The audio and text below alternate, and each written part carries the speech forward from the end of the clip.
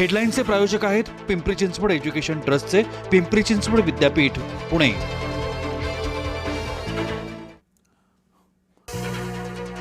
पुरावे आणि निवेदनांची सखोल पडताळणी करणार, संबंधितांवर पोलीस ठाण्यात तक्रार दाखल करणार। औषध निरीक्षक परीक्षा प्रकरणी आयोगाकडून दखल। एमपीएससीच्या कथित पेपरफुटी प्रकरणात तक्रारदार पलटला। पुन्हा परीक्षा घेण्यासाठी बनाव रचला, तक्रार बनावट असल्याची एमपीएससीतील सूत्रांची माहिती।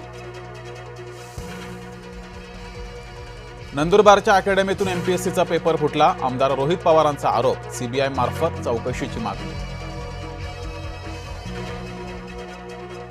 पेपरफुटी प्रकरणी विद्यार्थ्यांची लढाई सुरूच राहणार, 9 ऑगस्टला मुंबईत सीजेपीसह विद्यार्थी संघटनांचा संयुक्त मोर्चा। सार्वजनिक परीक्षा दुरुस्ती विधेयक लोकसभेत सादर, पेपर फोडणाऱ्यांवर अधिक कठोर कारवाईची तरतूद। राजीनाम्यानंतर धर्मेंद्र प्रधान पहिल्यांदाच संसदेत, भाजपा खासदारांकडून प्रधानांचं स्वागत, तर संसद भवन परिसरामध्ये विरोधकांची घोषणाबाजी। वांगचुक यांचं राजघाटावर महात्मा गांधींना अभिवादन, सर्वांनी बापूंच्या अहिंसेचा मार्गावर चाला, वांगचुक यांचं आवाहन।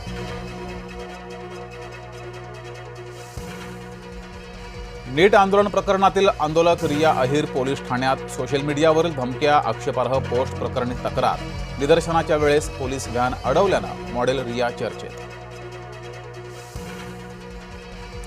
मराठा आंदोलक मनोज जरांगेंनी 29 जुलैला बैठक बोलावली, पुढच्या आंदोलनाची दिशा ठरवली जाणार, आंतरवाली सराटीमध्ये चर्चा।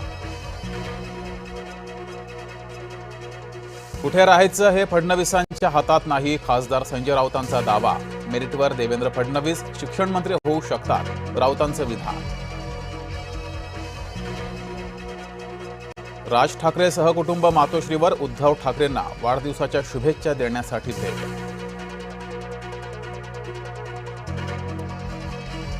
कॉक्रोच जनता पार्टीनंतर आता E20 जनता पार्टीचा उदय, शुद्ध पेट्रोलचा पर्याय देण्याची मागणी, नितीन गडकरी टार्गेटवर। माळशेज घाटातून मुंबईकडे जाणारी वाहतूक बंद, करंजाळे गावाच्या ठिकाणी रस्ता खचला, वाहन चालकांना पर्यायी मार्गाचा वापर करण्याचं आवाहन। नाशिकमध्ये ट्रक पुलावरून खाली कोसळला, सिन्नरमध्ये MIDC बायपासवरील घटना।